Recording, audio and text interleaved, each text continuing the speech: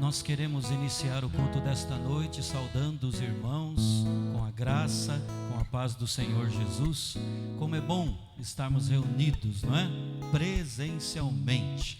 E ainda sentados, eu convido vocês, irmãos, a cantarem juntos conosco um cântico que fala de que nós não temos palavras para agradecer.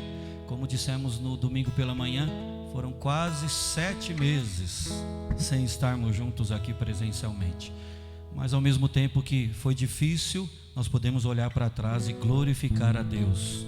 Não tem palavras, repito, que conseguem descrever a nossa gratidão. Vamos cantar. Como descrever, como explicar o amor que vai de leste a oeste e nunca mais vai terminar. Tu me conheces bem e sabes quem eu sou. Não há como me esconder de ti, tu sempre sabes onde estou. É de coração tudo que eu disser, um hino de louvor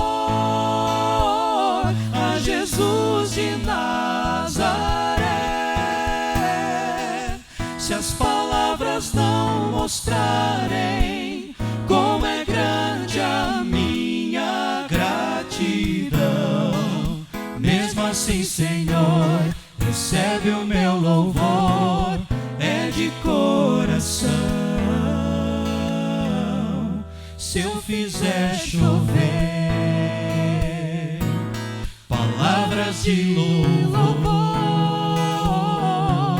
ainda assim será tão pouco frente a esse grande amor. Por isso escute o pulsar do meu coração. És o caminho, a vida e a verdade, te dou a minha gratidão. É de coração tudo que eu disser, um hino de louvor a Jesus de Nazaré. Se as palavras não mostrarem como é grande a minha gratidão, mesmo assim, Senhor, recebe o meu louvor, é de coração, é de coração. Tudo que eu disser, um hino de louvor a Jesus de Nazaré. Se as palavras não mostrarem como é grande a minha gratidão, mesmo assim, Senhor, recebe o meu louvor, é de coração. Mesmo assim, Senhor, recebe o meu louvor, é de coração. Mesmo assim, Senhor, recebe o meu louvor, é de coração. De coração aberto e grato, nós nos reunimos hoje, não é, para cultuar o nome do nosso Senhor. Temos, pela graça de Deus, irmãos aqui presentes, e teremos também irmãos acompanhando-nos pela internet. Isso é motivo de toda a adoração ao nome do Senhor. Eu convido você a abrir a sua Bíblia. Salmo 78, nós vamos ler do verso 1 até o verso 4. Salmo 78, os 4 primeiros versículos. E eu quero convidar os irmãos aqui presentes para lermos juntos, leitura conjunta, repetindo Salmo 78, do verso 1 ao verso 4.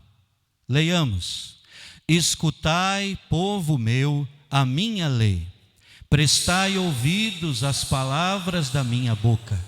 Abrirei os lábios em parábolas e publicarei enigmas dos tempos antigos. O que ouvimos e aprendemos, o que nos contaram nossos pais, não o encobriremos a seus filhos.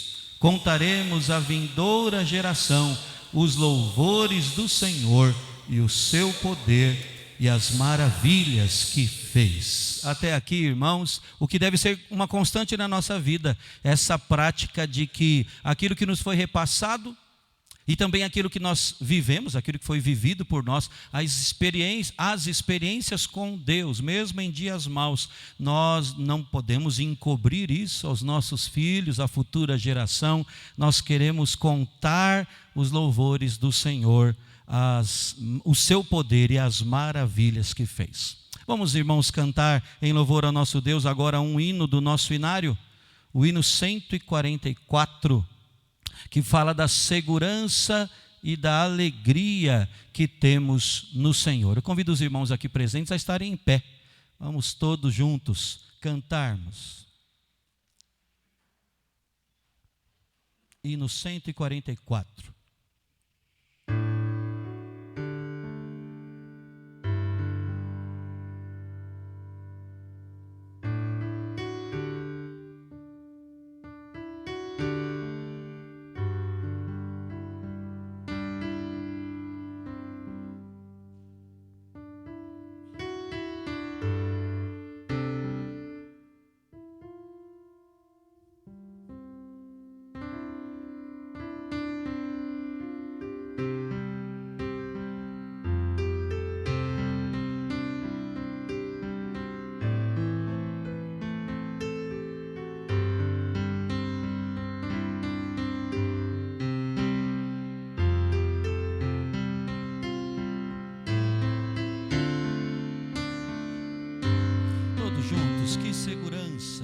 Que segurança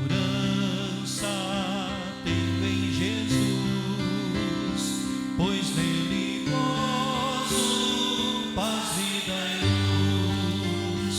Com Cristo herdeiro, Deus me aceitou, mediante o Filho que me salvou. Conta essa história cantando assim.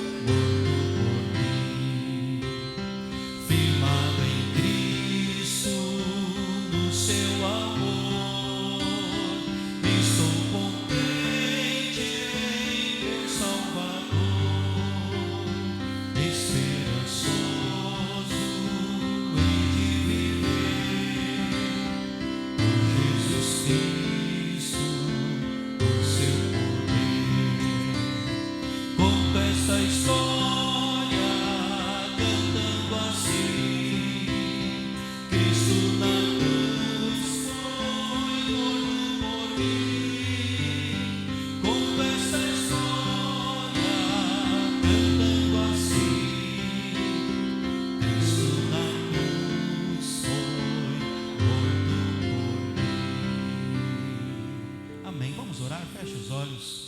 Querido Deus, nosso Pai, nós te adoramos, ó Deus, porque nós conhecemos a nós mesmos.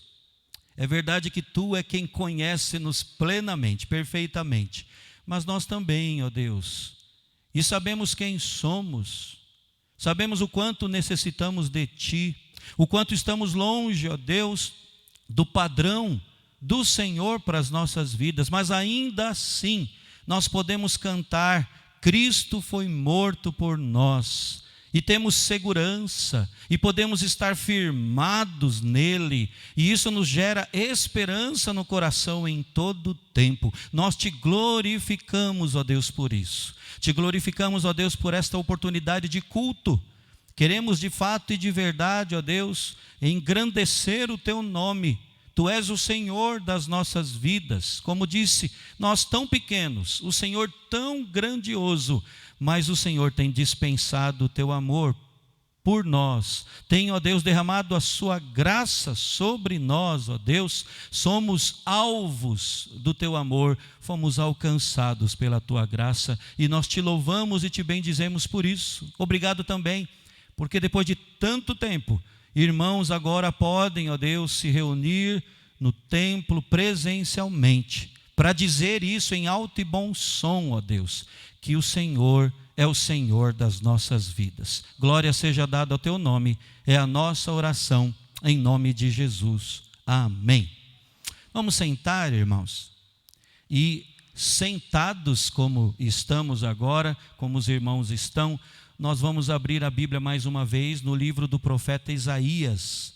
Abra lá, livro do profeta Isaías, capítulo 53, irmãos, um texto tão conhecido nosso, não é?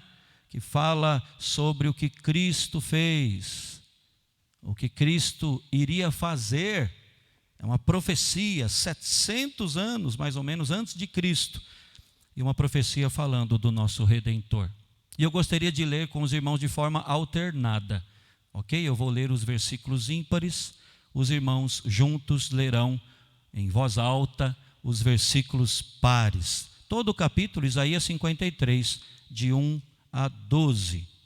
A palavra do nosso Deus nos diz: quem creu em nossa pregação, e a quem foi revelado o braço do Senhor?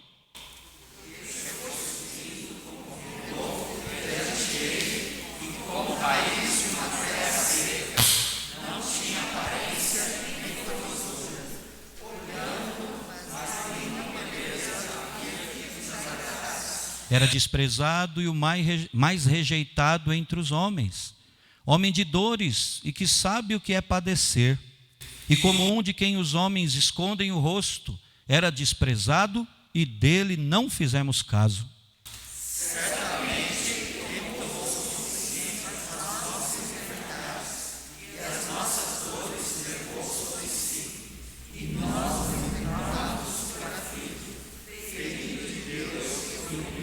Mas ele foi traspassado pelas nossas transgressões e moído pelas nossas iniquidades. O castigo que nos traz a paz estava sobre ele, e pelas suas pisaduras fomos sarados. Todos nós andávamos desgarrados como ovelhas, cada um se desviava pelo caminho, mas o Senhor fez cair sobre ele a iniquidade de nós todos. Ele foi oprimido e humilhado, mas não abriu a boca.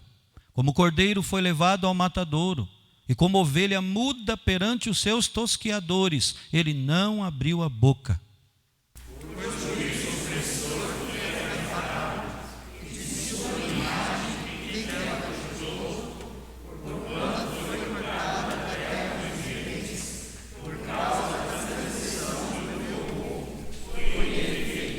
Designaram-lhe a sepultura com os perversos, mas com o rico esteve na sua morte, posto que nunca fez injustiça, nem dolo algum se achou em sua boca.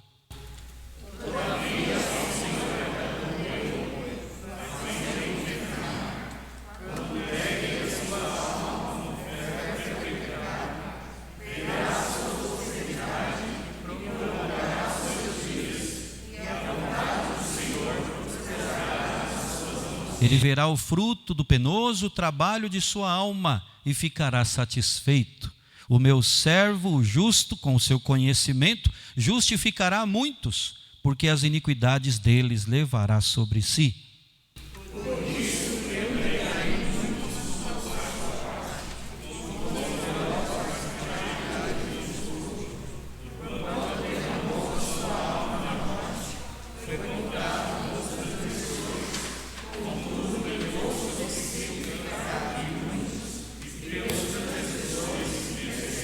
Amém. Levou sobre si o pecado de muitos e pelos transgressores intercedeu. E transgressores como eu e você, necessitados da graça. Irmãos, nós temos, ainda que Deus não nos abençoasse em mais nada, motivos de sobra para, olhando para trás, agradecer. Nós, com certeza, teríamos que ter mais que uma vida, mais que uma voz para engrandecer a esse nosso Deus. É por isso que agora nós vamos cantar isso. Eu queria ter mais que uma voz, mais que um amor, mais que uma vida para exaltar o nome do nosso Deus. Vamos ficar em pé, irmãos, todos nós?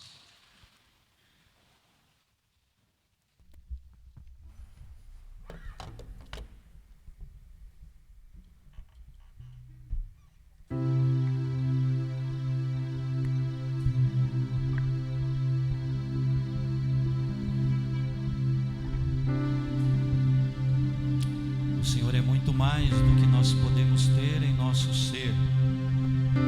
Ele mesmo, a pessoa dele e as obras dele.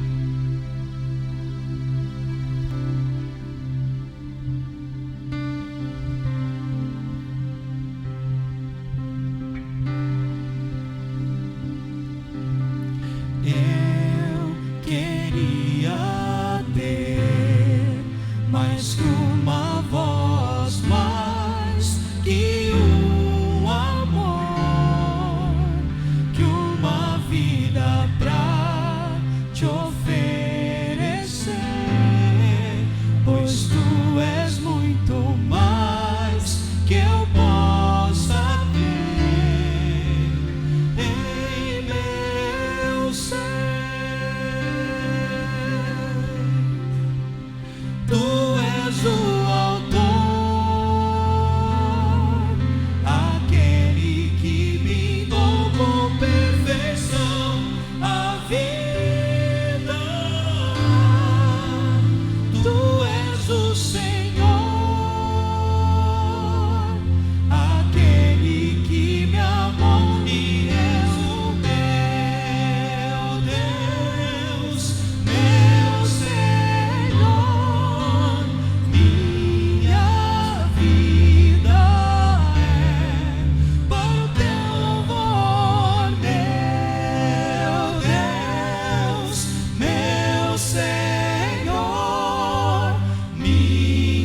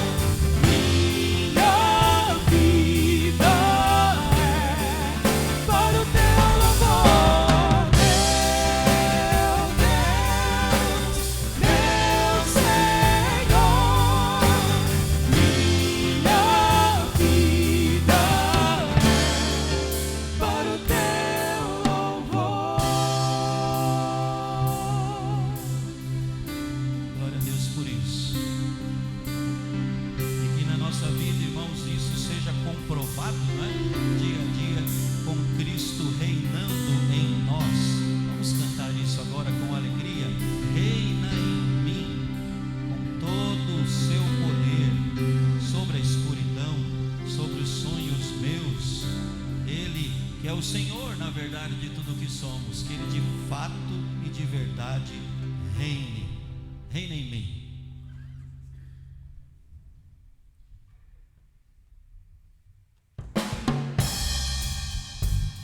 Vamos louvar com palmas?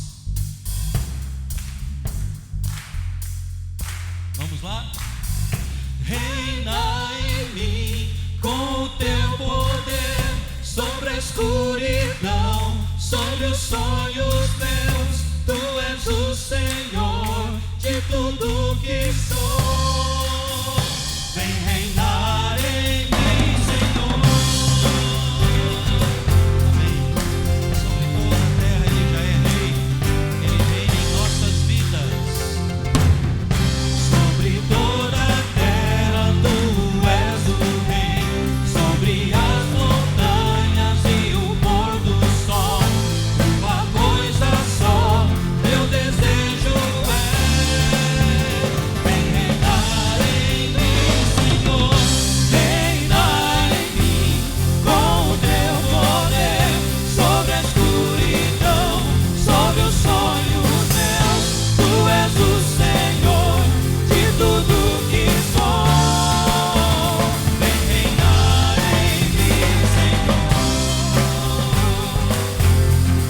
Agora sobre o nosso pensar, o nosso falar, reina, Senhor. Sobre o meu pensar, tudo teu falar faz-me refletir a beleza que há em ti. Tu és para mim mais que tudo aqui. Vem reinar em mim, Senhor. Reina em mim com o teu poder, sobre a escuridão, sobre os sonhos meus. Tu és o Senhor de tudo que sou. Vem reinar em mim, Senhor.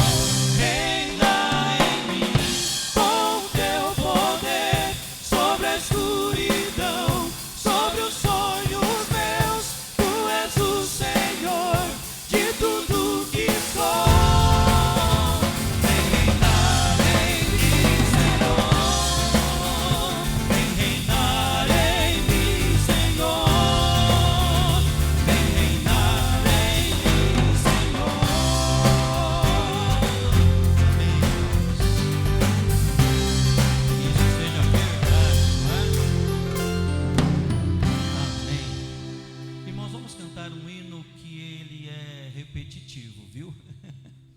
Mas as palavras que ele repete, porque ele canta várias vezes a mesma coisa, falam muito, ou melhor, nos colocam muito de perto na trilha, no rumo que Deus quer para nós. É um pedido a Deus que Ele nos ensine. Ensina-me os teus caminhos. Ensina-me, em Ti confio. Meu coração quer Te amar mais e mais. Daqui a pouco vamos abrir a palavra, meditar na Escritura Sagrada. Vamos pedir isso a Deus cantando e orando. É uma oração cantada. Ensina-me.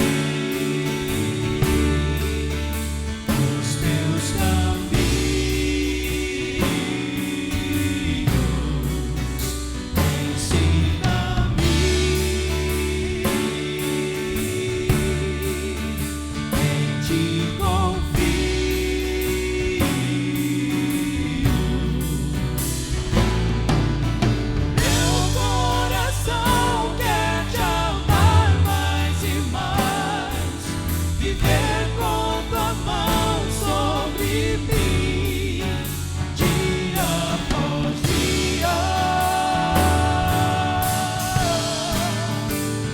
Ensina-me. Mais uma vez, irmãos, ensina-me. Ensina-me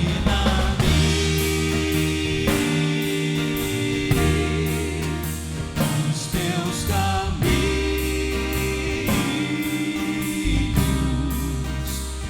Ensina-me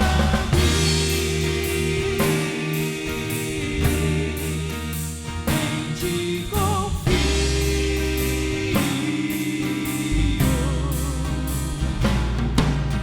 Meu coração quer te amar mais e mais, viver com tua mão sobre mim, dia após dia. Ensina-me, dia após dia, dia após dia.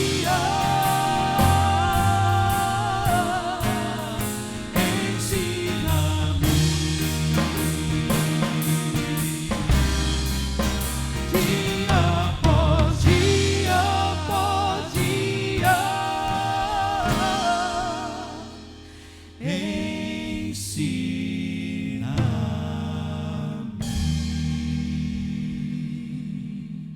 Amém.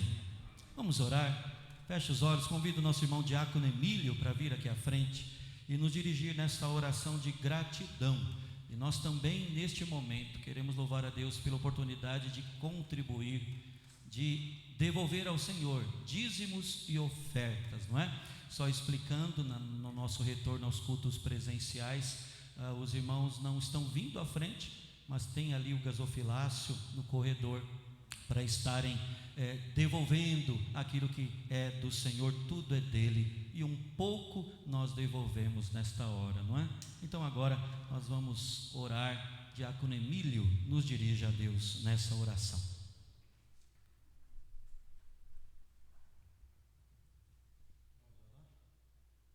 Pai querido, nós te agradecemos por esse momento tão especial, momento em que nós nos reunimos para prestar culto ao Senhor. E muito obrigado, Pai, porque depois de alguns meses paralisados, nós estamos retornando de uma maneira gradual, o que é muito importante para nós, ó Pai. Amém, ó Deus. Estamos com cautelas, com cuidados, mas é muito gostoso estar juntos dos irmãos, ó Pai. E agora quero agradecer ao Senhor por esses dízimos e ofertas que foram colocados no gasofilácio, ó Pai. Que esse dinheiro seja bem administrado pelas pessoas que irão manuseá-lo, ó Pai. Sim. E que a Tua palavra seja cumprida, que as bênçãos dos céus sejam derramadas sobre nossas vidas. Sim, Pai. E é nessa certeza que nós oramos, em nome de Jesus. Amém. Amém. Amém. Muito bem, meus irmãos, eu convido a todos a abrirem as suas Bíblias, vamos assentar. Eu convido os irmãos a abrirem suas Bíblias de novo, agora no texto onde vamos meditar, refletir, Salmo 23. O Salmo do pastor, da ovelha e do pastor, Salmo 23. Talvez até aqui na leitura, alguns não precisarão da leitura, não é? Vão recitar de tanto que já está cristalizado na nossa memória, na nossa mente, isso é muito bom.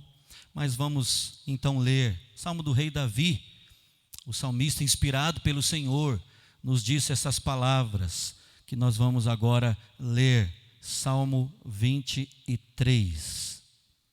Palavras do Senhor que nos dizem assim: o Senhor é o meu pastor, nada me faltará.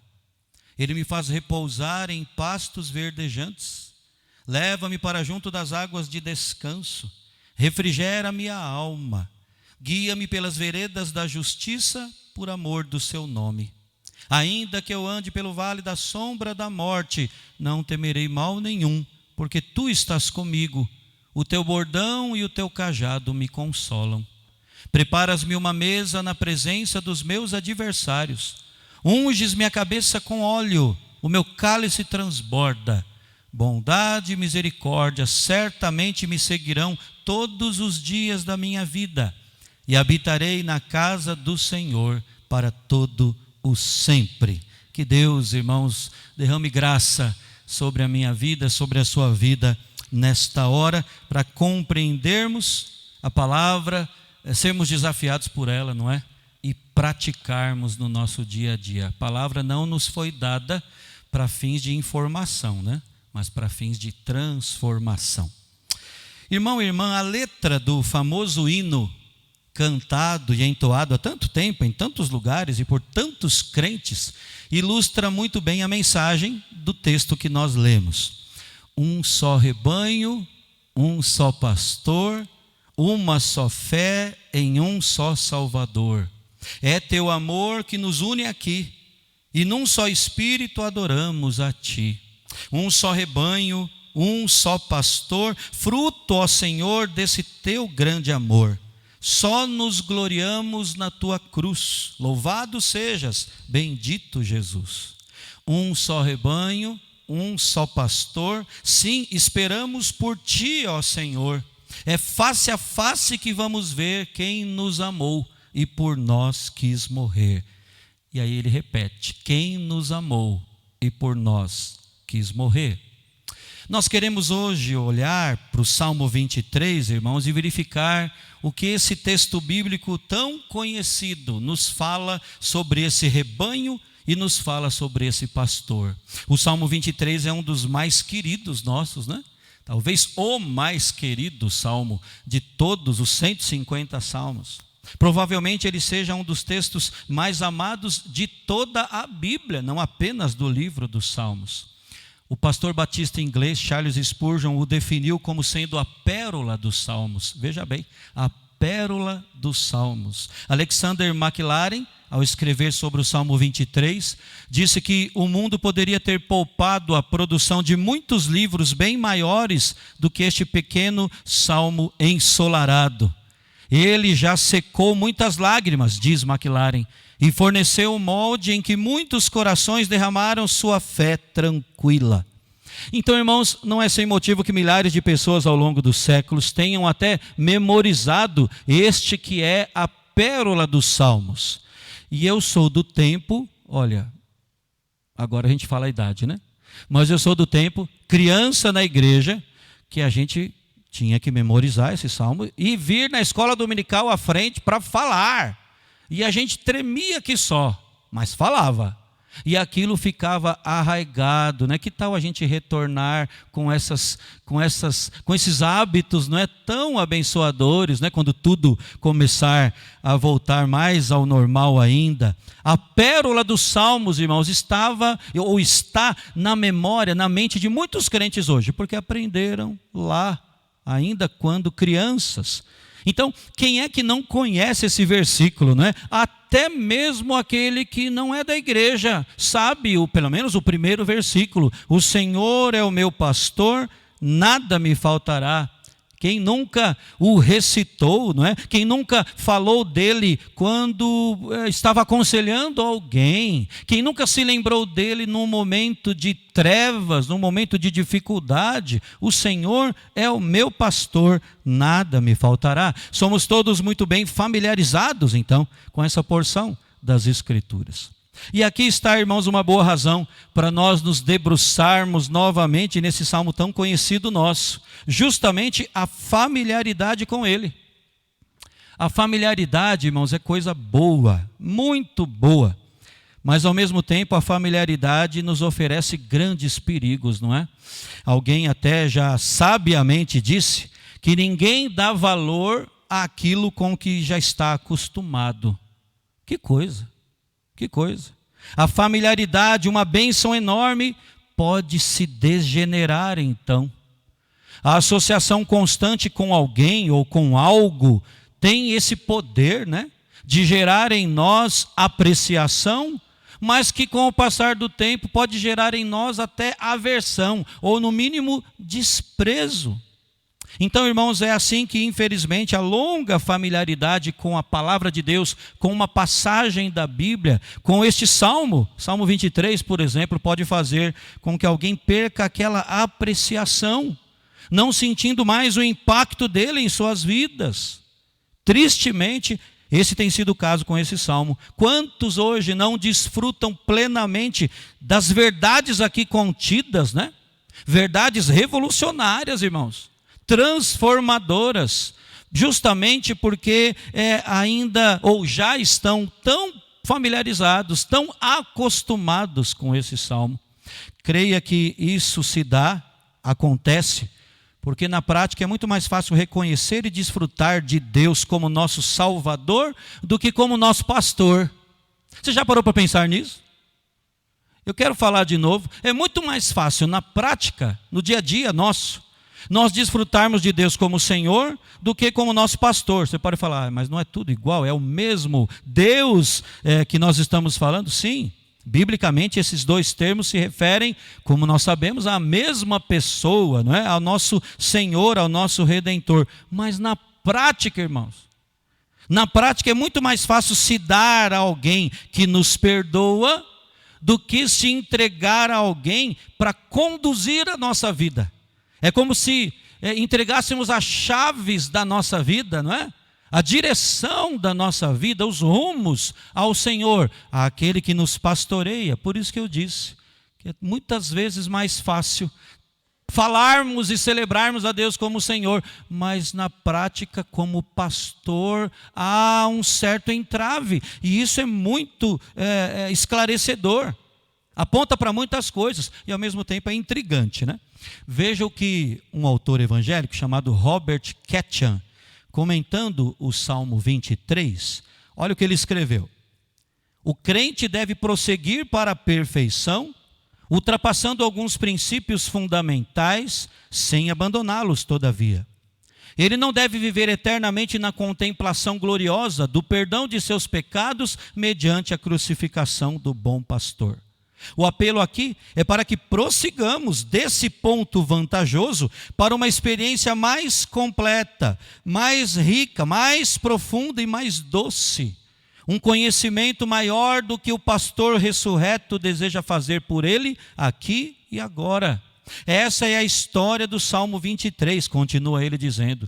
Ele nos oferece, então, a mais alta, a mais larga, mais profunda e mais gloriosa experiência para a qual Deus pode liderar um crente regenerado enquanto ele estiver do lado de cá do céu.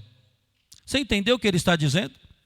É que muitas vezes nós contemplamos, como devemos sim fazer, o perdão de Deus em Cristo ali no crucificado, o crucificado que rompeu os grilhões da morte, vivo está, e agora nós podemos ter vida porque Ele está vivo, mas nós paramos nisso, e não o vemos, porque é a mesma pessoa, é o mesmo Deus, como aquele que tem que comandar a nossa vida, conduzir-nos até mesmo pelo vale da sombra da morte. Então nós não podemos deixar que a familiaridade nos roube o poder deste salmo, irmãos. Estudá-lo detalhadamente nos dará uma visão mais ampla do bom pastor. Do bom pastor, é o supremo pastor das nossas almas, não é? Hoje nós vamos sobrevoar, como que fazer isso? Sobrevoar o texto, mas nós precisamos escavar mais fundo ainda.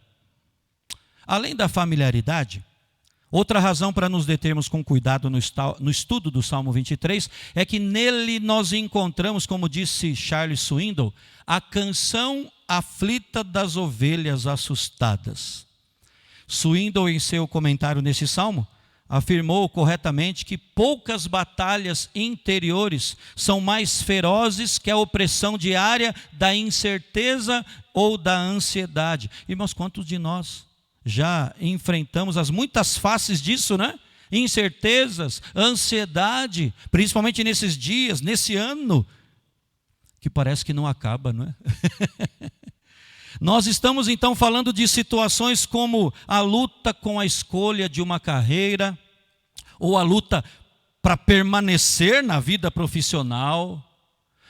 Estamos falando aqui, quem sabe, da escolha de um cônjuge. de uma nova direção na nossa vida, não é? Deus às vezes nos chama para iniciar novas etapas na nossa caminhada.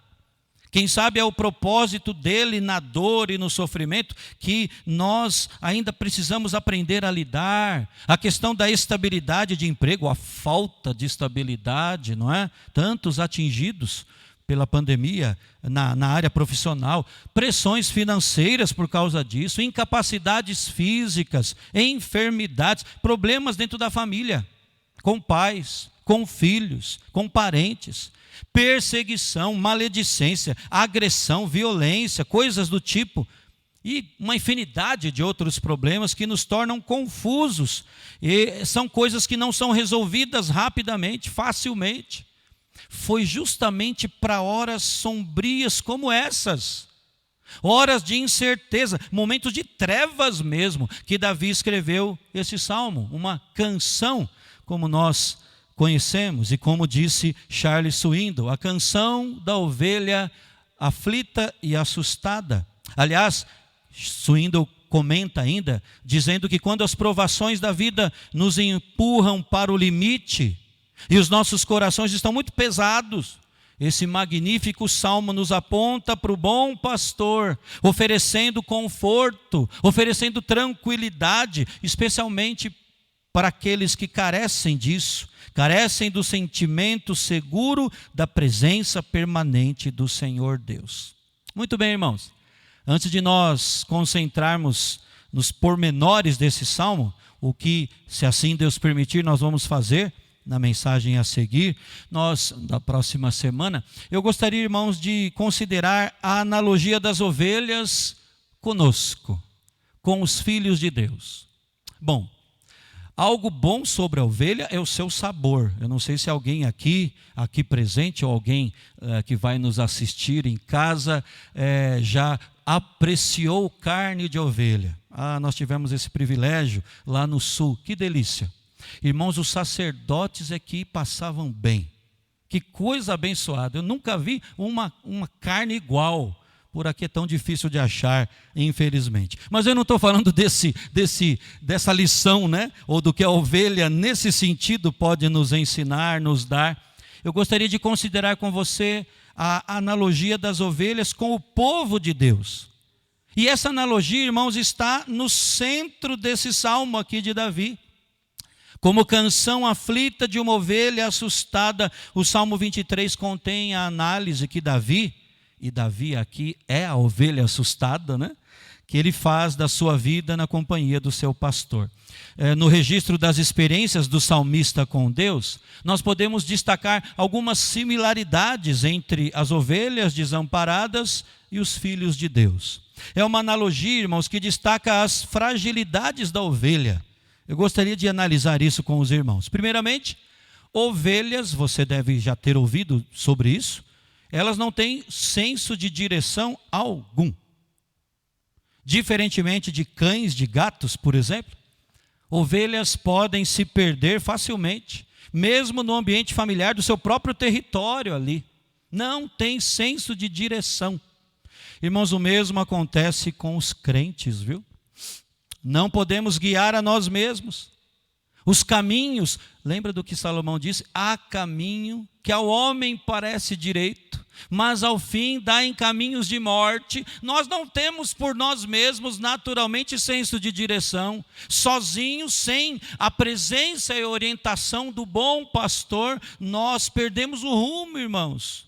Nós dependemos da palavra de Deus, da voz do bom pastor, senão nos perdemos. Além disso, podemos dizer também, fazer essa analogia, dizendo que ovelhas são praticamente indefesas. É curioso, irmãos, que a maioria dos animais possui um meio de defesa, né? Até bastante eficiente. Pense aí comigo, garras afiadas, dentes, ou velocidade, ou então outros animais, casco duro, ou habilidade para se esconder, asas para voar, o próprio faro, a visão, a audição aguçados, né? A força, até mesmo a ferocidade, né? Isso ajuda os animais a se defenderem, mas as ovelhas não têm nada disso. Curiosamente, Elas são desajeitadas e fracas. Ovelhas, irmãos, carecem de tudo que os demais animais possuem para autodefesa. Elas não possuem nada disso. As pernas são finas, os cascos pequenos. Ovelhas são muito lentas e nem mesmo têm um rosnado feroz, longe disso. São então totalmente indefesas. A única proteção certa para as ovelhas é o pastor, forte, presente ali, vigilante, sempre vigilante ao seu lado. Irmãos, o mesmo se aplica ao crente em Cristo, que é advertido a ser forte no Senhor, a tomar a armadura de Deus. Você já notou isso? Porque é que Paulo, escrevendo aos Efésios, fala assim: portanto, tomai toda a armadura de Deus. Ou seja, não é algo nosso por natureza, mais uma coisa que nós não temos naturalmente, é a armadura dele, para a nossa defesa. É por isso que a Escritura nos manda ficar apercebidos que o diabo, nosso adversário, anda em derredor para devorar. O crente é alertado então a não confiar em si mesmo. Aquele que está em pé, disse o apóstolo Paulo, veja que não caia. Irmãos, como as ovelhas, nós somos indefesos. E muitas vezes nos vestimos de uma capa fajuta, forjada, fabricada por nós, ou pelo menos na nossa mente, né? E a gente acha que vai agir como super-heróis. Nós somos indefesos. Em terceiro lugar, ovelhas são facilmente assustadas, até mesmo por isso, né? Sendo ingênuas, inexpressivas em porte físico, muito conscientes da sua fraqueza, as ovelhas só encontram conforto na presença do bom pastor.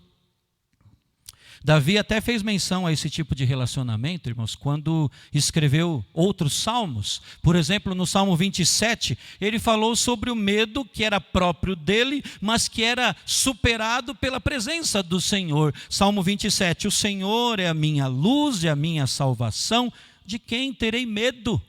O Senhor é a fortaleza da minha vida, a quem temerei?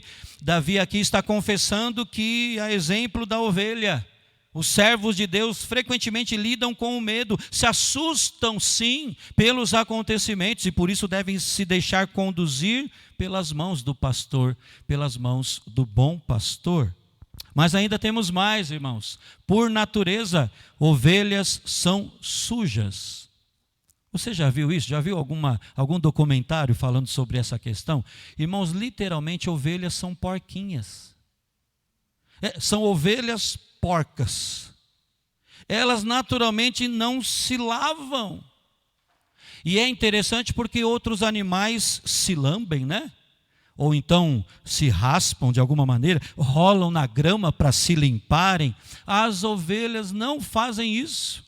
Elas permanecerão sempre sujas, a menos que o pastor chegue, as tome, segure e as limpe. Não é uma representação tão vívida, minha e sua, como crentes em Cristo, porque nós, como seres humanos pecadores, somos impuros, sim, por causa do pecado que herdamos e por causa do pecado que praticamos, nós somos impuros, irmãos. Por isso que quando Davi escreveu o Salmo 51, dentre outros, pedindo perdão, confessando seu pecado diante do Senhor, ele disse o quê? Você lembra? Lava-me completamente da minha iniquidade. Ele enxergou a sua sujidade, né? A sua sujeira. Então, longe da limpeza efetuada pelo nosso bom pastor, nós permaneceríamos sujos para sempre. É o sangue de Cristo que nos purifica, irmãos. Ovelhas, por natureza, são sujas. E por fim, ovelhas, é interessante, elas não conseguem encontrar alimento e nem água sozinhas. Enquanto outros animais possuem um aguçado sentido de olfato, falamos disso há pouco, né? As ovelhas dependem completamente do pastor para comer e para beber. São totalmente dependentes, irmãos. Então, se são deixadas por sua própria conta, a sua própria sorte, elas vão comer alguma coisa, mas vão comer o que não é próprio, vão comer o que não é adequado, vão comer ervas venenosas e vão morrer. E quando uma faz isso, o que é interessante do rebanho, né? Quando uma faz isso, comendo aquilo que o pastor não deu e, portanto, está se envenenando, as outras seguem essa primeira, seguem a líder, e aí a derrocada do rebanho é notória. O mesmo conosco, irmãos, como filhos de Deus. Se o bom pastor, supremo pastor, não nos alimentar espiritualmente, nós vamos ficar com fome e vamos acabar indo atrás de alimentos tóxicos que não fortalecem, que na verdade envenenam a nós mesmos e aos outros conosco. Que situação, não é?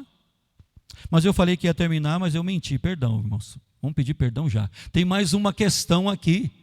Porque ovelhas não são donas da lã que produzem. É interessante, não é? A lã das ovelhas não pertence às ovelhas, não é? Aliás, há algum tempo atrás, alguém da igreja, num dos grupos, ou mesmo Facebook, na internet, uma ovelha que ficou muito tempo perdida, e foi depois de muito tempo encontrada. Ela mal conseguia andar, mal conseguia enxergar, a lã tomou conta dela toda, ela parecia um floco de neve gigante, né? De neve não, porque ela já estava suja mesmo. A lã já estava mais marrom do que tudo, não é? Gente, é isso que acontece. A lã não pertence às ovelhas. Elas produzem lã, mas a lã pertence a quem? Ao pastor, não é?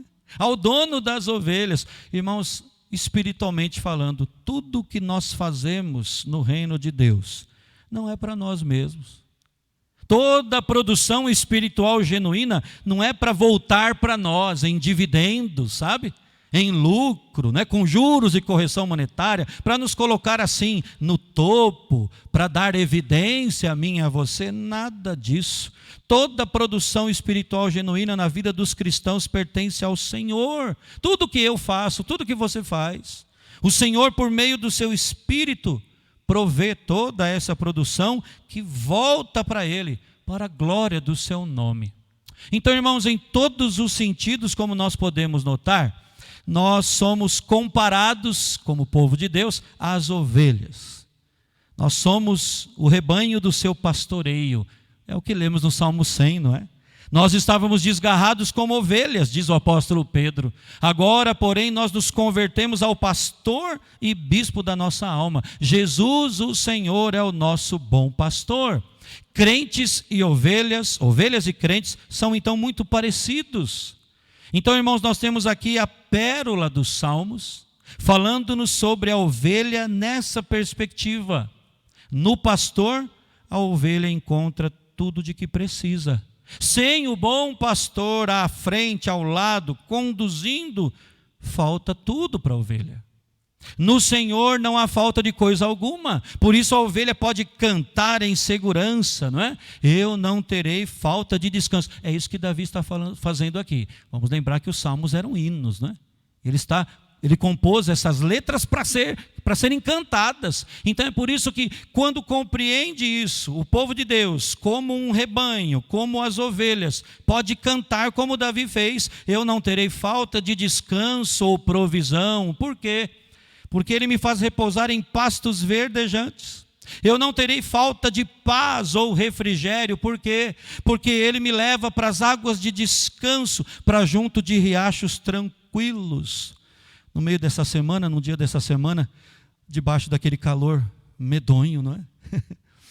Eu, falando com o presbítero Danilo, disse assim: que saudade de um sítio de um irmão da igreja, e ele já sabe qual é.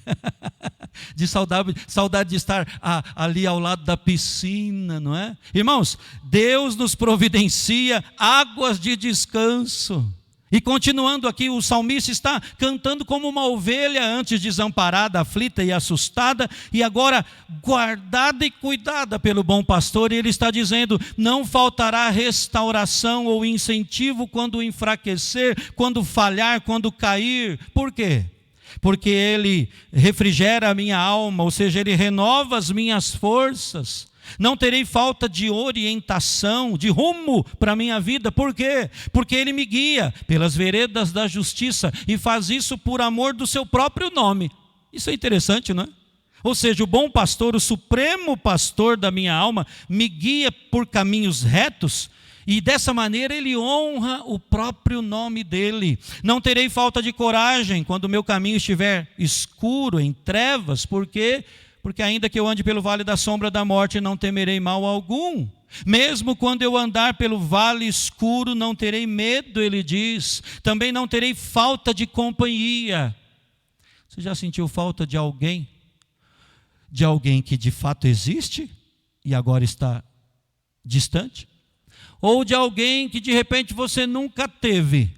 Falta de companhia. Eu nunca terei falta de companhia, diz aqui o salmista Davi. Por quê? Porque ele, o bom pastor, está comigo, disse ele. Não terei falta de consolo constante. Por quê? Porque o teu bordão e o teu cajado me consolam. Não terei falta de suprimento. Por quê? Porque ele me prepara um banquete para mim, na presença dos meus adversários, dos meus inimigos. Não faltará saúde espiritual, força. Por quê? Porque ele unge a minha cabeça com óleo. Não passarei necessidades. Por quê? Porque ele faz o meu cálice transbordar. Não faltará a presença permanente de Deus. Por quê? Porque bondade e misericórdia certamente me seguirão. Veja essa figura. Bondade e misericórdia me seguirão, estarão atrás, virão me acompanhando todos os dias da minha vida. E habitarei, viverei na casa do Senhor para todo sempre. Tudo isso, irmão, só nos é possível por causa de Cristo, o bom pastor, e por causa do que Ele, o bom pastor, fez por suas ovelhas. É o que nos diz o Evangelho de João, capítulo 10, versos 11 a 15, não é? Eu sou o bom pastor, disse Jesus. O bom pastor dá a vida pelas ovelhas. O mercenário que não é pastor, a quem não pertencem as ovelhas, vê vir o lobo, abandona as ovelhas e foge. Então o lobo as arrebata e dispersa. O mercenário foge porque é mercenário e não tem cuidado com as ovelhas. E aí Jesus diz, Evangelho de João, eu sou o bom pastor. Conheço as minhas ovelhas e elas me conhecem a mim, assim como o Pai me conhece a mim, eu conheço o Pai e dou a minha vida pelas ovelhas. Irmão e irmã, nós precisamos nos arrepender de várias coisas, mas especificamente, falando do Salmo 23, o Salmo do pastor, nós precisamos nos arrepender do desejo de sermos os nossos próprios provedores, viu? E devemos nos submeter ao cuidado do bom pastor. É o que está descrito aqui no Salmo. Todas as verdades benditas apresentadas por Deus aqui através da pena de Davi podem ser perdidas a menos que o leitor se agarre ao bom pastor, que é encontrado logo no início da leitura, verso 1, não é? O Senhor é o meu pastor, nada me faltará. Quem não se atenta para essa verdade, irmãos, transforma o Salmo 23 em algo que de tão familiar já perdeu o sentido. Quem não atenta para essas verdades pode transformar esse salmo numa mera repetição de coisas que o pastor provê. Não é isso, não é essa a ênfase aqui do texto. Coisas benditas e maravilhosas, é verdade, o pastor provê, mas tão somente coisas. Se forem assim contempladas, à parte do Senhor, à parte do nosso pastor. Infelizmente, irmãos, é justamente nesse ponto que nós erramos muito, que muitos crentes erram bastante e perdem bastante na sua vivência cristã, na experiência cristã, porque é tão fácil formar o hábito de pensar nas bênçãos, independentemente do abençoador, não é? Pensar na provisão e esperar o suprimento à parte daquele que provê. É fácil, mas é extremamente perigoso. Primeiro, irmãos, porque a parte do Senhor, que é o nosso pastor, essas coisas não se sustentam, né? Elas não têm vida em si mesmas, nem nos sustentam, elas não concedem vida. E segundo, irmãos, porque elas acabam se tornando ídolos para os nossos corações. Elas nos dominam e passamos a viver para elas. A vida cristã feliz, vitoriosa, ao contrário do que comumente, normalmente se acredita, não se mede pelas bênçãos recebidas. Eu quero ressaltar isso aqui. Uma vida cristã bem-sucedida não se mede pelas bênçãos recebidas. Ou melhor, ela não se mede por aquilo que tantas vezes nós chamamos de bênçãos, não é? Na realidade, nenhuma só das bênçãos da vida cristã tem qualquer valor, tem qualquer significado, se divorciadas da fonte de onde elas fluem, né? Se separadas da pessoa onde todas elas estão depositadas, a pessoa de Cristo, o bom pastor. Os cristãos são verdadeiramente agraciados em Cristo. Irmãos, é nele que Deus nos tem abençoado com toda sorte de bênção espiritual nas regiões celestes. Tudo é em Cristo.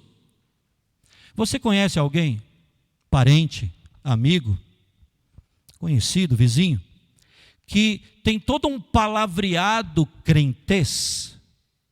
Tem palavras que se assemelham a alguém que segue de fato a Cristo, mas que você acompanhando a pessoa, um pouquinho da sua vida, você vê que ela nem se importa com Deus, mas ela se considera íntima de Deus. Então ela fala de Deus, né? Ela até cita um ou outro versículo, quem sabe até já tenha frequentado a igreja, então tem aquilo na cabeça, canta hinos, mas ela não busca Deus. E ela esquece então de que tudo é em Cristo. Ela, quando o calo aperta, busca a oração, pede a oração, não é? Mas ela mesma não ora. Ela se esquece que tudo é em Cristo. O foco em Cristo, irmãos, é o segredo da vida cristã prazerosa, vitoriosa. Enquanto que o foco nas coisas da vida cristã, ou nas coisas advindas da vida cristã, muitas vezes é causa de desencorajamento, é causa de derrota. Vocês se lembram do exemplo de Marta? Márcia não é a sua Marta, não é? Vocês se lembram de Marta, lá de Betânia? Diz o texto bíblico que ela estava ocupada com muitos afazeres, não é? As coisas até que legítimas da vida cristã, os detalhes, o que é periférico, tudo isso, irmãos, que era necessário ser feito, mas tudo isso afastou Marta do que era essencial, Cristo. Então ele estava fazendo coisas para Cristo, quando naquele exato momento o mais importante era fazer como a sua irmã Maria, se quedar aos pés de Cristo e ouvir os seus ensinamentos. Não que o que ela fez, estava fazendo, era errado, tinha o seu lugar, mas podia ser feito num outro momento. Irmãos, nós precisamos focar em Cristo. É possível fazer coisas para Cristo e se afastar de Cristo. É possível estar servindo a Cristo e cada vez estar mais longe dele. Isso é terrível, mas é muito comum. Falando sobre quão facilmente nós nos envolvemos e nos perdemos em meio às coisas que até são legítimas da vida cristã, né? Mas não são essenciais. Robert Ketchum, o mesmo lá, ele escreveu algo interessante, irmãos. Acompanhem.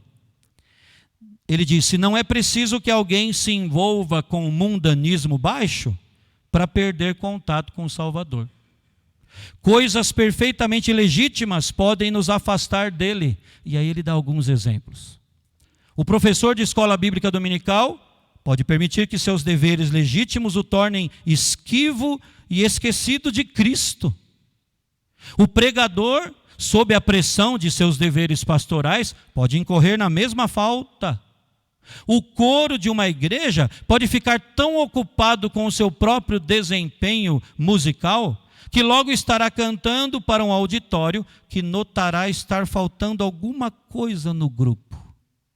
Olha que percepção bendita, irmãos. Quer dizer, o que ele percebe é terrível, mas é algo, a percepção vem do céu, porque muitas vezes nós não percebemos isso. Ou seja, a vida cristã prazerosa, vitoriosa, está em Cristo e não nas coisas que fazemos para Cristo, mesmo que sejam legítimas.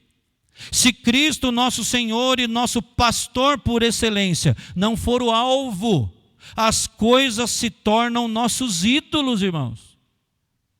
E aí a gente passa a adorar, mais fazer coisas para Cristo, do que aprender dele.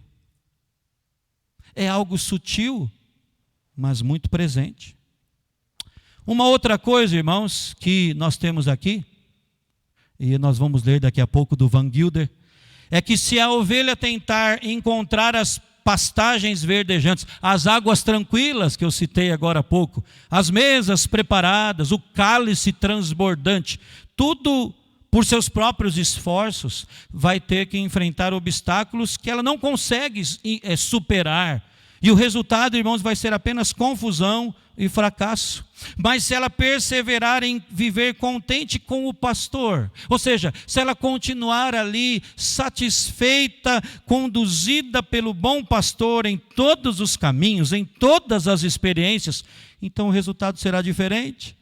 O resultado será o recebimento das bênçãos, mas porque antes ela estava unida ao bom pastor.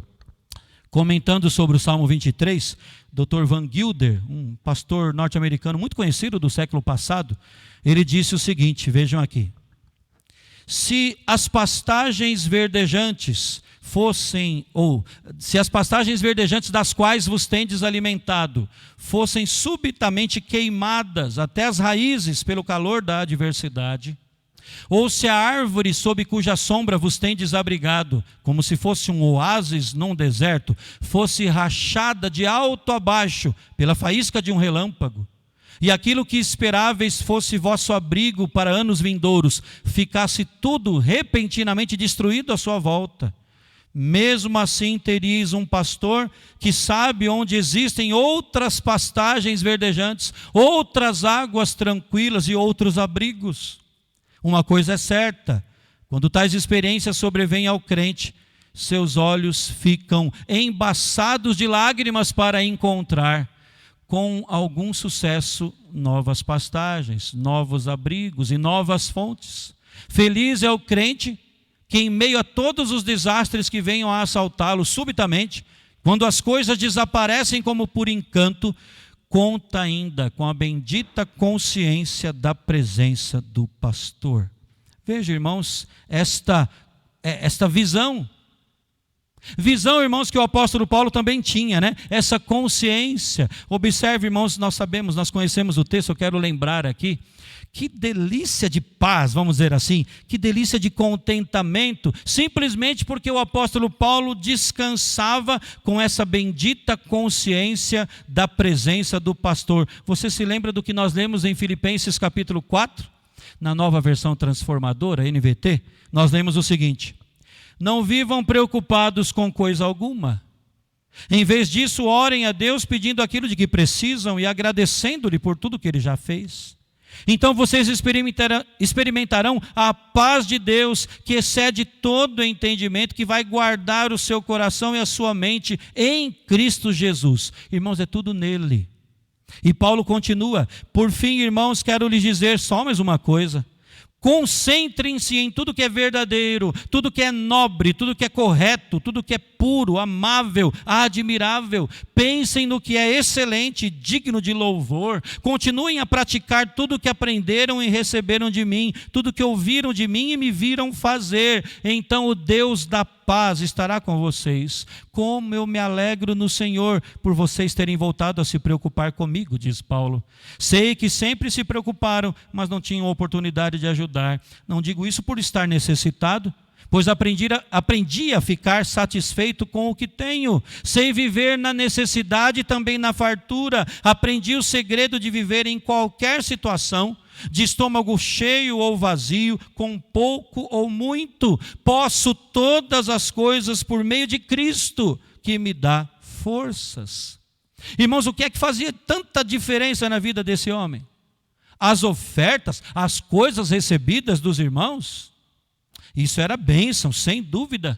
Mas não era isso que fazia a diferença. O bom pastor é quem fazia toda a diferença na vida do apóstolo.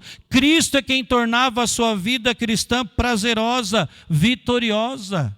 E aqui, irmãos, que eu quero trazer o que nós vimos há 2, 3 semanas atrás, quando estudamos o Salmo 42.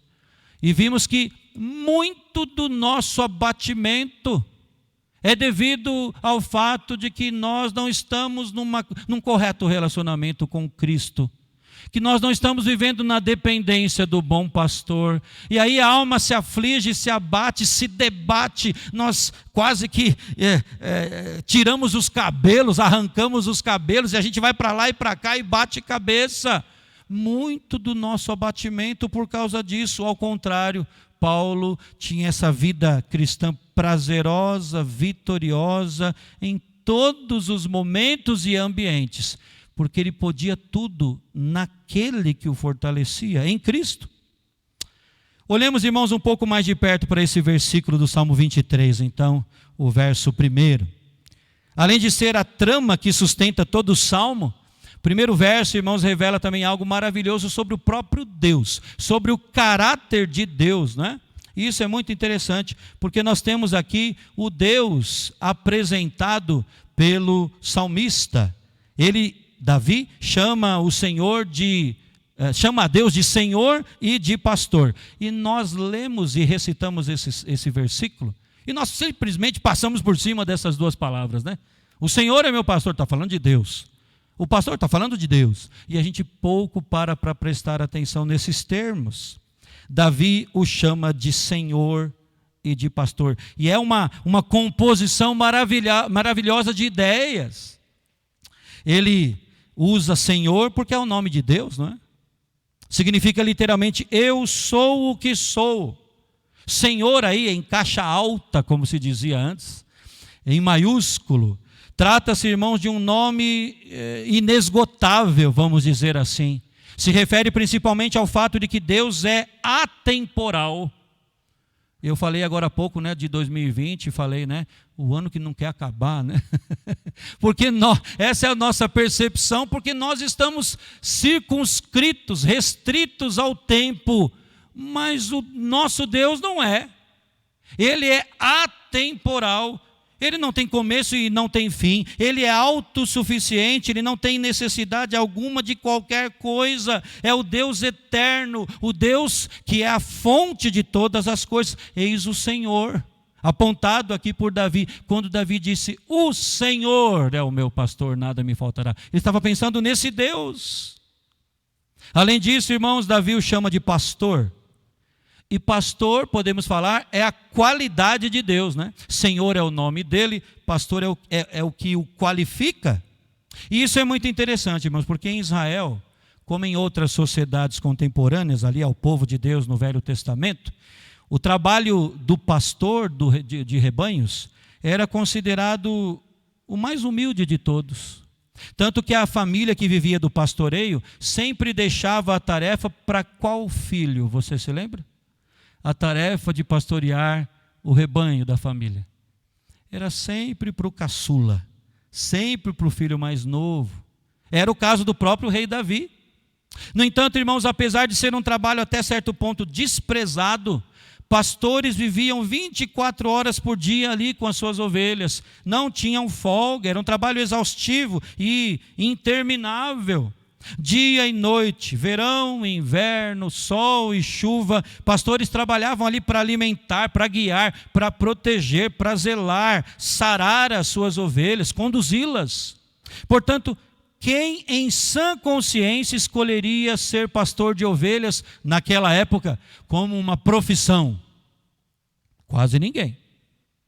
Era um trabalho anônimo, isolado, exaustivo, sem reconhecimento algum. No entanto, irmãos, Deus escolheu se revelar como nosso pastor. O que para nós hoje é uma bendita graça. Para os primeiros leitores deste Salmo de Davi, a ideia fez com que eles parassem e pensassem, espera lá, um trabalho tão desprezado, tão pequeno, tão menor. Deus está falando que faz esse trabalho? Sim, Deus se revelou como nosso pastor, o Deus eterno, a fonte de todas as coisas. Ele nivela-se a nós ao ponto de se sacrificar para nos dar vida, para conduzir as nossas vidas, e isso é algo maravilhoso, irmãos. Observe como Deus se preocupa com as suas ovelhas, com o seu rebanho, comigo e com você. Nós que não temos senso de direção, que somos tão indefesos, sujos por causa do pecado, não é? você vai se lembrar desse texto. Lucas 15, a partir do verso 4, diz assim: qual dentre vós é o homem que, possuindo 100 ovelhas e perdendo uma delas, não deixa no deserto as 99 e vai em busca da que se perdeu até encontrá-la? Achando-a, põe-na sobre os ombros, cheio de júbilo, e indo para casa reúne os amigos e vizinhos, dizendo-lhes: alegrai-vos comigo, porque já achei a minha ovelha perdida. Digo-vos que assim haverá maior júbilo no céu por um pecador que se arrepende, do que por 99 justos que não necessitam de arrependimento. Então, irmãos, uma ovelha, uma só, é tão importante para o bom pastor, que ele deixa as 99. Não quer dizer que ele abandona as 99, mas ele deixa as 99 sobre os cuidados de mais alguém, e ele vai em busca da que se perdeu, e quando a encontra, ele volta com júbilo, com ela nos ombros. Um troféu. O amor do bom pastor. Veja, irmãos, como o supremo pastor cuida de nós, nos textos do Evangelho de João, capítulo 10, que nos diz: quem entra pela porta é o pastor das ovelhas. O porteiro lhe abre a porta e as ovelhas reconhecem sua voz e se aproximam.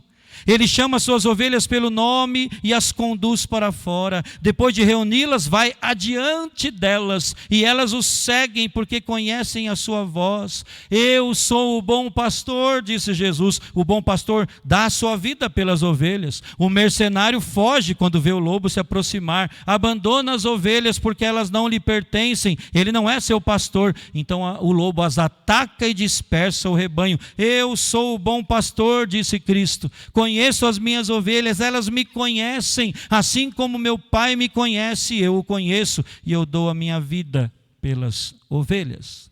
E ele termina esse texto dizendo: eu tenho outras ovelhas que não estão neste aprisco, devo trazê-las também, elas ouvirão minha voz, e então haverá um só pastor, ou melhor, um só rebanho e um só pastor.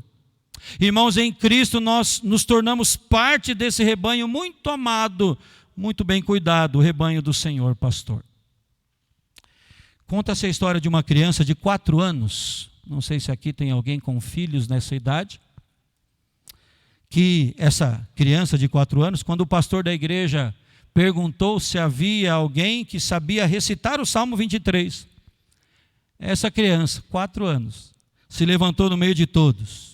O pastor olhou para os pais, olhou para a congregação, ressabiado, mas chamou ela à frente, e ela, destemida, subiu ao púlpito, olhou para o auditório, respirou, fez uma pequena inclinação como forma de saudação e disse assim: o Senhor é meu pastor, isso é tudo que eu quero. E aí baixou a cabeça e foi se sentar. O Senhor é meu pastor, isso é tudo que eu quero. Ela não falou tudo? Tudo que está contido nesse salmo? Irmãos, quem consegue de nós aqui presentes, quem consegue de nós, vocês aí que vão assistir o culto, participar deste culto depois, quem consegue dizer de coração: o Senhor é meu pastor, isso é tudo que eu quero? Porque nós queremos tanta coisa dessa vida, e nós brigamos com Deus por tanta coisa que queremos nessa vida, quanto o que mais necessitamos é Cristo, o bom pastor. O Senhor é meu pastor, isso é tudo que eu quero. Quem pode dizer isso e de coração viver isso, já compreendeu de fato o Salmo 23. Porque juntamente com o pastor é que a ovelha segue aqui no restante do Salmo, né? Assim é a nossa vida. Jesus é tudo de que precisamos. Estamos, irmãos, caminhando para o fim da mensagem, mas eu tenho aqui uma outra informação sobre a figura da ovelha ainda. É que toda ovelha carrega em si a marca do seu pastor. Naqueles tempos, com uma faca bem afiada, um cutelo de abate, o criador precisava deixar a sua marca na orelha de cada ovelha. E assim, mesmo à distância, ele enxergava, né, aquela marca e ficava fácil identificar. Se ela se extraviasse, todos saberiam a sua origem. Falando disso, irmãos, da sua experiência de marcar a ovelha, é algo interessante o que nós temos aqui. Philip Keller, que tem um livro muito bom sobre o Salmo 23, sobre o pastor do Salmo, sobre a ovelha do bom pastor. chamado Nada Me Faltará. Philip Keller escreveu o seguinte, da sua própria experiência de pastor de rebanho: não foi muito agradável ter que pegar cada ovelha, firmar-lhe a cabeça na madeira do curral e riscá-la com o corte afiado da faca. Ambos sofremos com a dor. Mas desse sofrimento resultou uma marca de propriedade, indelével, ou seja, que não se apaga, né? Indelével e eterna, que nunca poderia ser desfeita. E daí por diante, todas as ovelhas que passavam a me pertencer traziam essa marca. Qual é a lição, irmãos, que nós podemos tirar dessa analogia? É que a pessoa que reconhece os direitos de Cristo sobre a vida dela, a pessoa que aceita sobre ela o domínio absoluto do bom pastor, vai ter que trazer em seu viver as marcas de Cristo, as marcas da cruz, não é? Você se lembra de Mateus 16, 24? Então disse Jesus a seus discípulos: se alguém quer vir após mim, a si mesmo se negue, tome a sua cruz e siga-me. Você se lembra de Gálatas 6? Paulo dizendo: eu trago no corpo as marcas de Jesus. Isso significa, irmãos, morrer para si. Você sabe, irmãos, que uma das nossas mais desesperadas necessidades nessa vida é de morrer. Nós somos muito vivos para muitas coisas. Vivos para os nossos interesses, vivos para as nossas opiniões, para os nossos pontos de vista, não é? Para a maneira como a gente enxerga as coisas. Somos muito vivos. Nós devemos morrer. Eu, o Ricardo, você, morrer para nós mesmos. Nos negarmos e trazermos as marcas de Cristo. Se o Senhor é o nosso pastor, nós precisamos ter as marcas da cruz. Para o Senhor ser o nosso pastor, nós precisamos disso, as marcas dele. Quando o Senhor é o nosso pastor, nós teremos tudo de que precisamos para viver, e aí nada vai nos faltar. O Senhor é o meu pastor, então eu não preciso de mais nada. Que declaração é essa, irmãos? Retrata o sentimento de uma ovelha que de boca cheia diz isso, né? Plenamente satisfeita com o seu pastor, plenamente satisfeita em pertencer ao rebanho, perfeitamente contente com os rumos que o pastor aponta. Se você, já vemos isso em outros tipos de animais, não é? O cachorro, até o gato, não é? Que se aninha e que fica ali deitado perto de nós, e muitas vezes a gente nem está ligando, nem dando atenção. Imagine aqui a ovelha satisfeita, suprida, alimentada, coradinha até, limpa, e agora está ao lado do bom pastor. Deixe-me dizer isso com outras palavras. A expressão nada me faltará, irmãos, traz consigo pelo menos 2 significados. Primeiro, traz o conceito de não ter falta de nada. Ou seja, eu não preciso de carinho, naquela busca desenfreada por isso. Eu não preciso de conselho. Claro que nós precisamos de carinho. O que eu estou querendo dizer aqui é que nós não precisamos estar tão afoitos por isso, não é?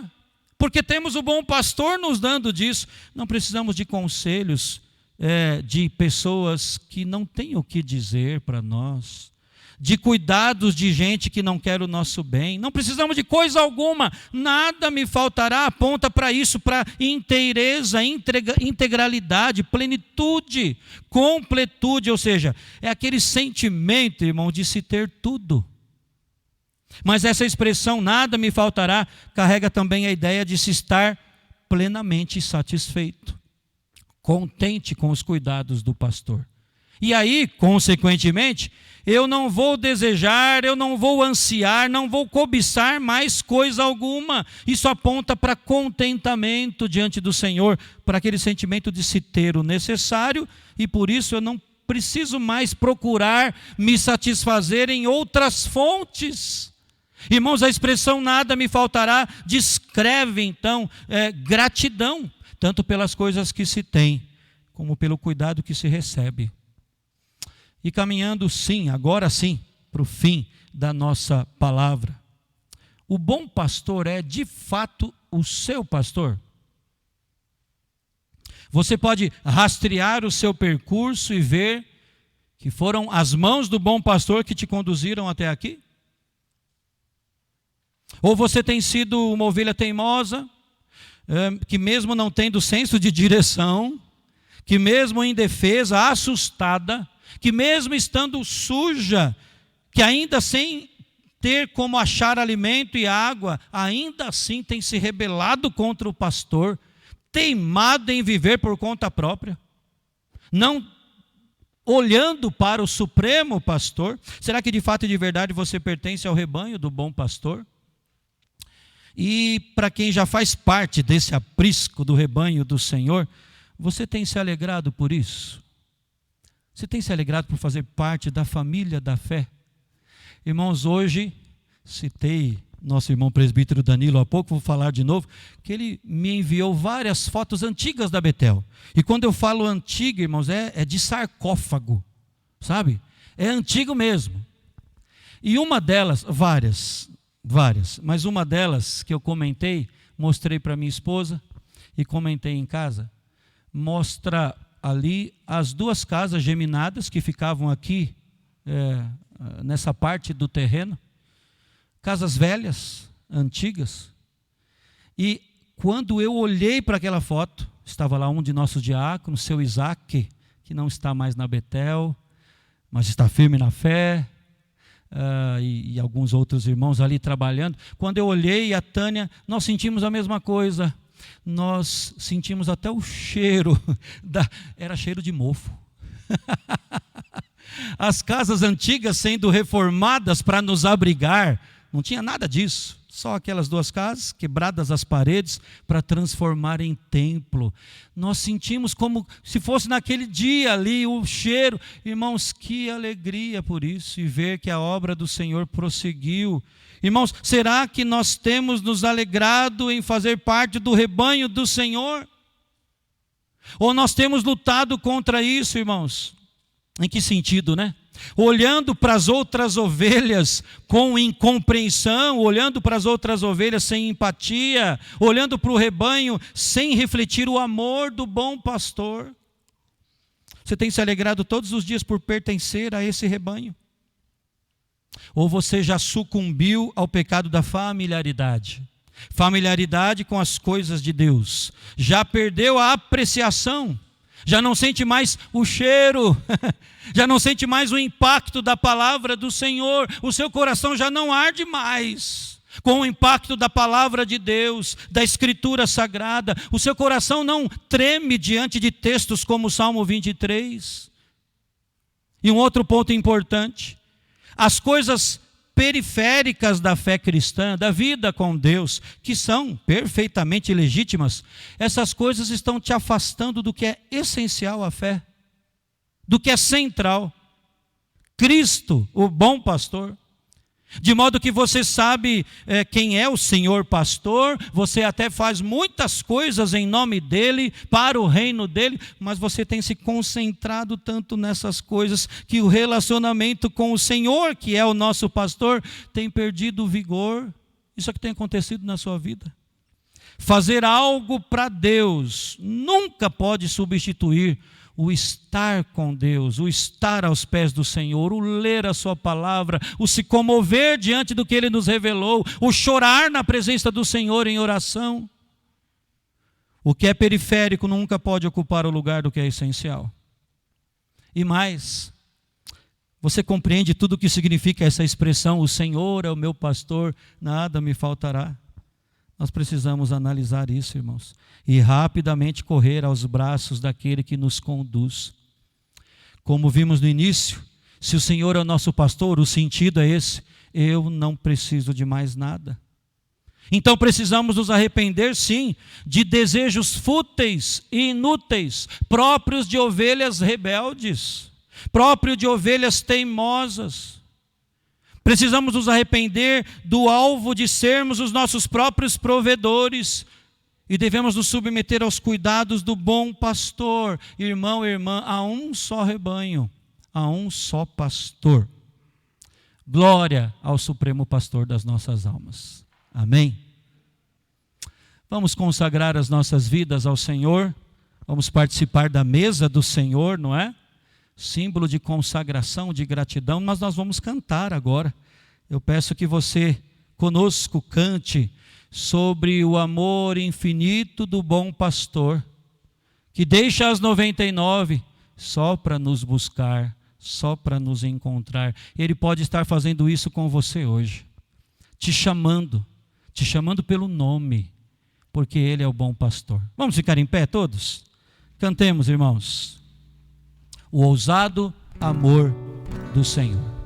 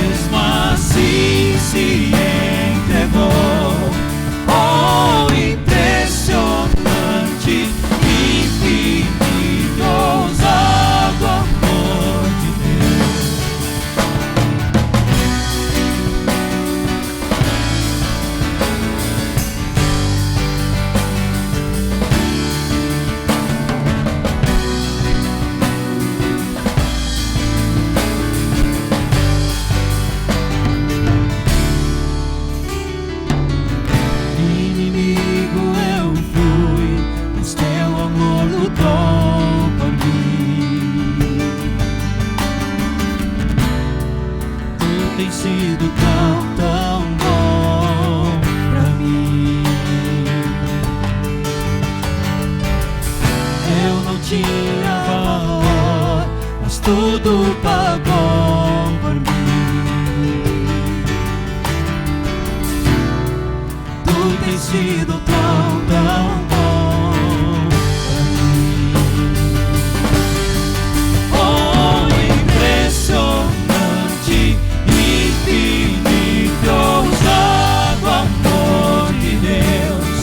Oh, que deixa as 99 só pra me encontrar. Não posso comprá-lo, nem merecê-lo,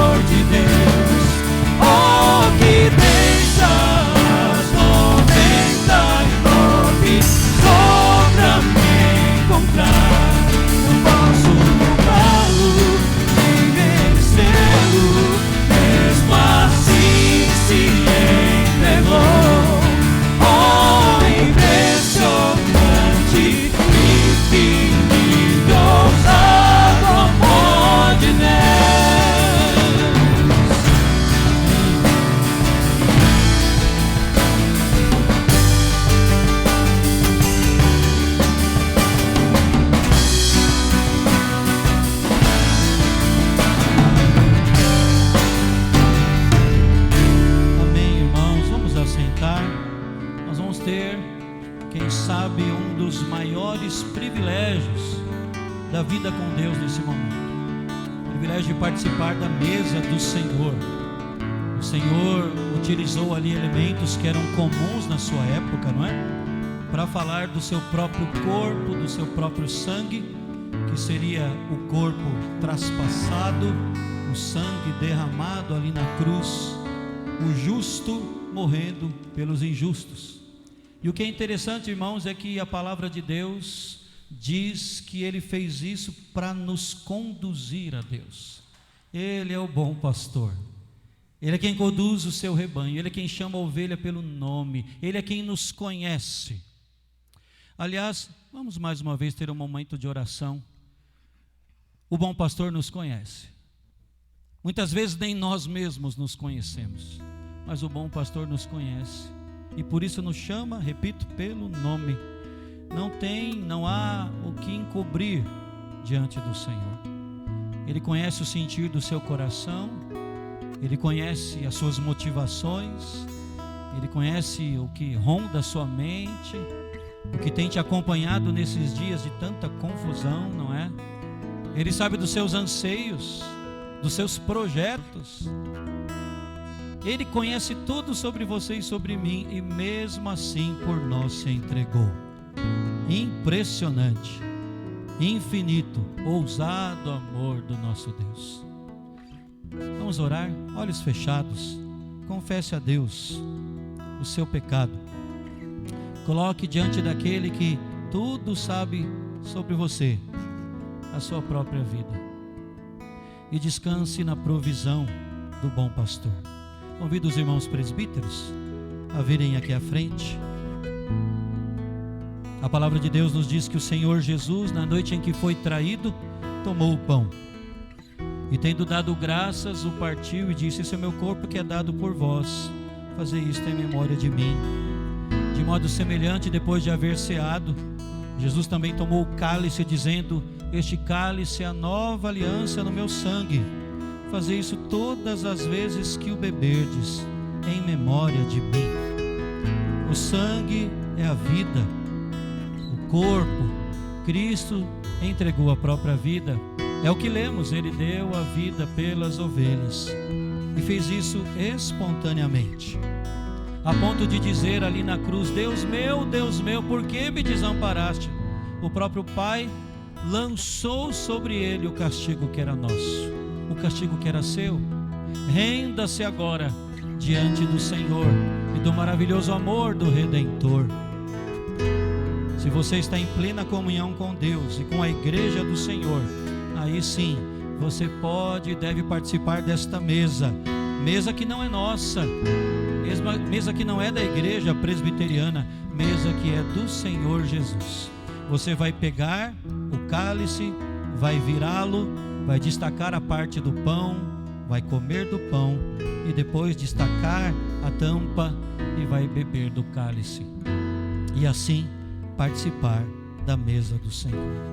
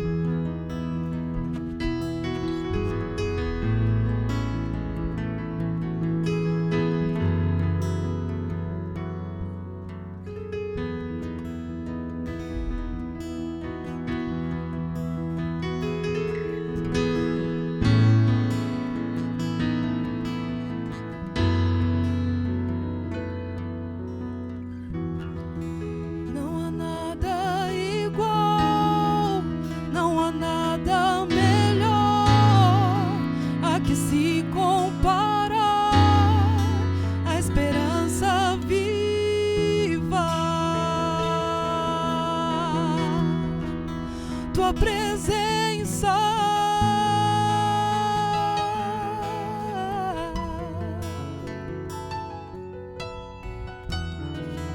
Eu provei e vi o mais doce amor que liberta o meu ser e a vergonha desfaz. Tua presença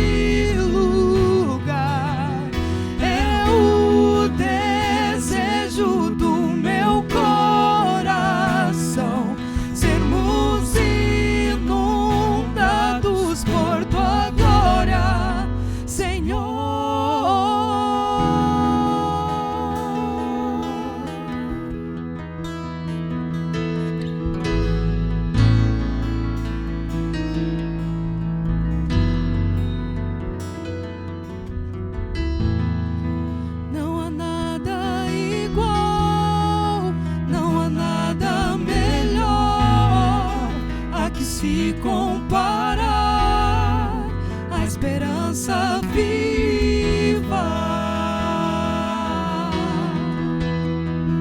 tua presença.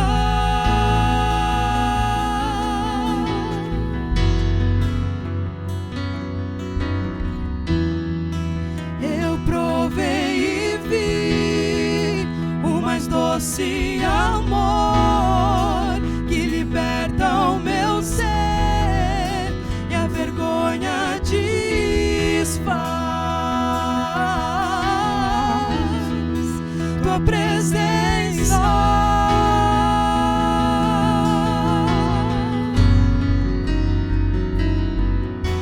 Santo Espírito, és bem-vindo aqui. Vem inundar, encher esse lugar. É o desejo do meu coração, sermos inundados por tua glória, Senhor.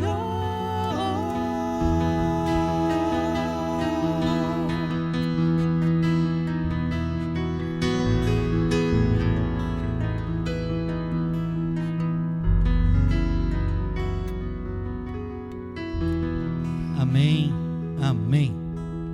Irmãos, a palavra de Deus diz que quando Jesus instituiu a ceia, momento, como já dissemos, de recordação, de gratidão, de consagração, ele depois cantou um hino. E é aquela história, nós não sabemos se ele era tenor ou baixo, mas ele cantou um hino. Vamos fazer o mesmo? Terminando o culto desta noite, dizendo que nós estamos todos congregados aqui, abençoados também, e nós queremos ser conduzidos pelo bom pastor. Vamos ficar em pé mais uma vez? Vamos cantar com alegria.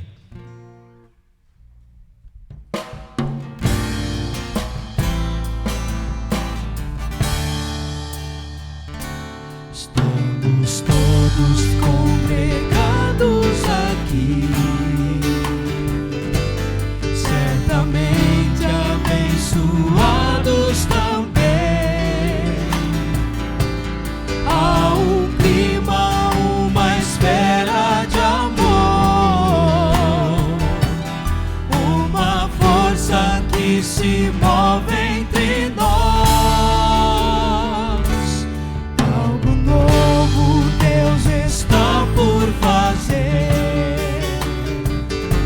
com este povo a quem muito quer bem.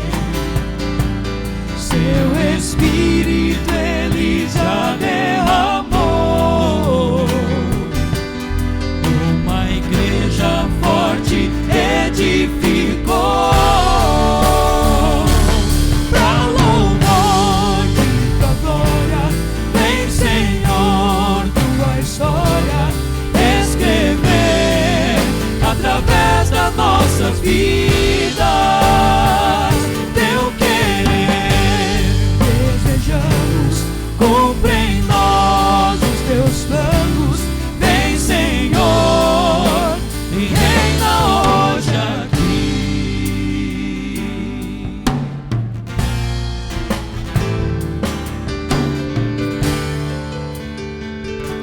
Estamos todos congregados aqui,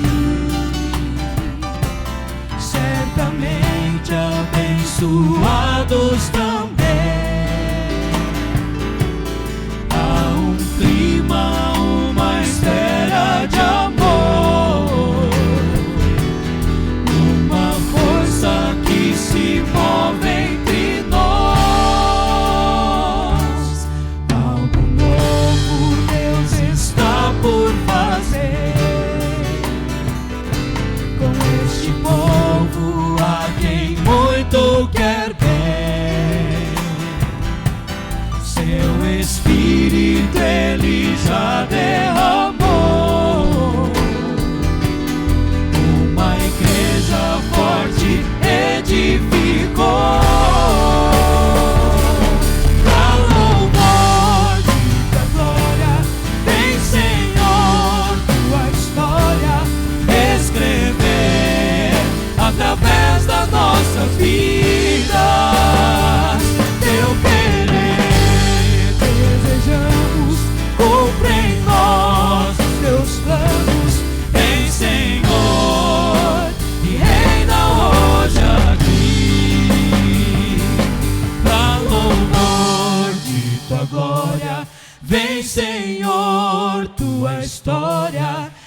escrever através das nossas vidas teu querer. Desejamos, cumpre em nós os teus planos. Vem, Senhor, e reina hoje aqui. Pra louvor, Pra louvor e pra glória.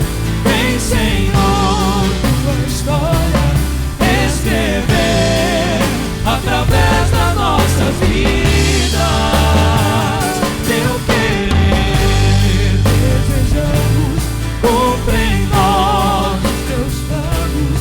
Vem, Senhor, e reina hoje aqui.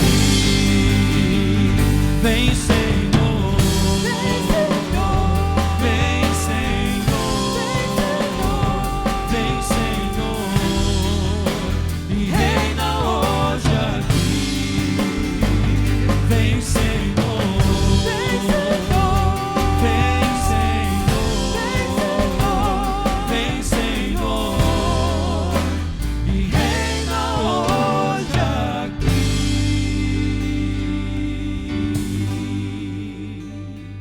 Vamos orar, irmãos.